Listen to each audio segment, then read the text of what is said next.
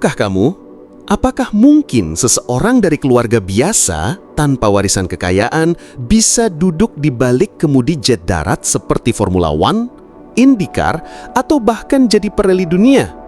Jawabannya tentu bisa, asal kamu siap menjual rumah, ginjal, dan mungkin jiwa kamu.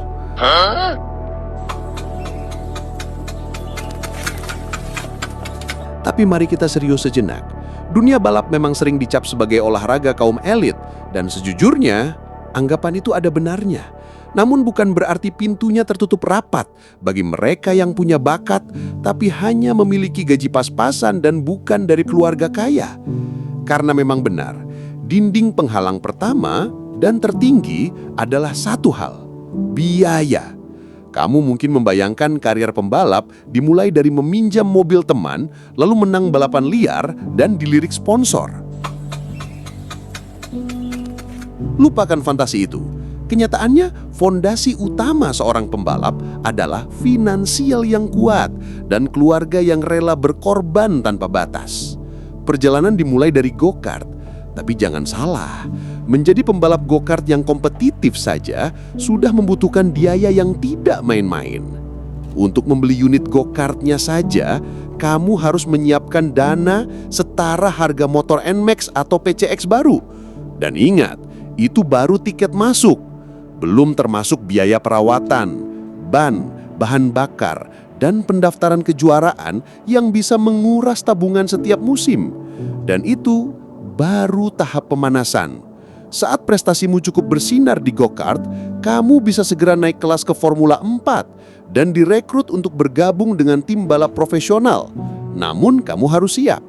Di sini, biaya melonjak ke level miliaran rupiah hanya untuk satu musim kompetisi. Lalu, saat karirmu menanjak di Formula 4, kamu berkemungkinan besar akan direkrut lagi dan bergabung dengan tim Formula 3 dan Formula 2. Namun pada tahap ini, meski pondasimu sudah lebih baik dan namamu sudah dikenal, namun jangan salah, biaya operasionalnya setara menjalankan perusahaan rintisan teknologi dengan resiko investasi miliaran bisa hangus seketika hanya karena satu kecelakaan di tikungan. Lalu bagaimana mungkin orang biasa bisa memanjat dinding setinggi itu? Jawabannya hanya satu, bakat yang brutal. Bukan sekedar cepat atau jago belok. Bakatmu harus langka, harus memekau, harus membuat para pemilik modal menoleh. Bahkan saat kamu masih anak kecil di balik setir go-kart. Mereka harus melihat kamu sebagai investasi bernilai tinggi, bukan sekedar anak yang minta donasi. Dan bakat saja belum cukup.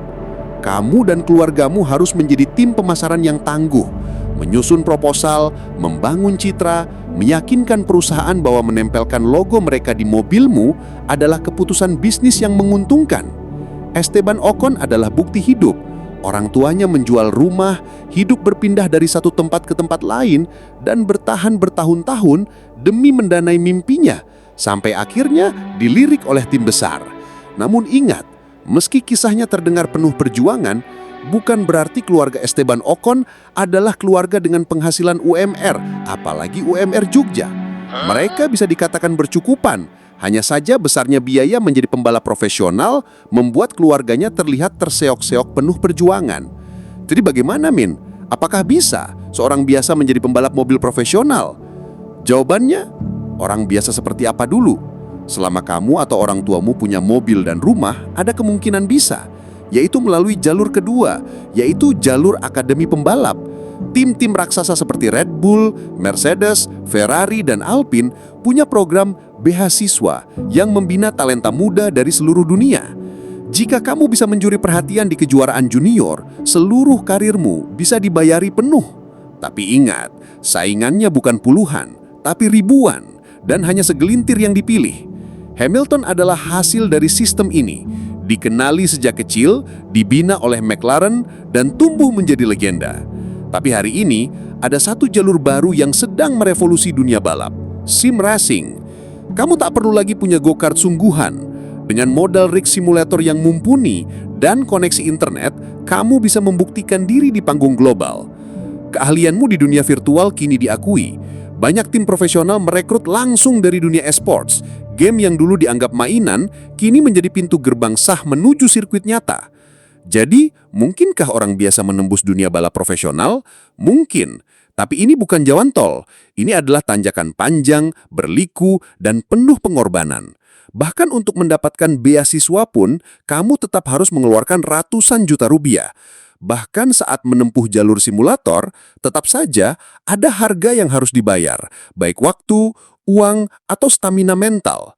Ini bukan mimpi tentang glamor dan selebrasi di podium. Ini adalah pertaruhan besar, pertaruhan waktu, air mata, dan finansial keluarga hanya demi satu kesempatan berdiri di garis start. Jadi, setelah tahu semua ini, apakah mimpimu menjadi pembalap masih menyala seterang matahari, atau justru sudah meredup seperti cahaya rembulan?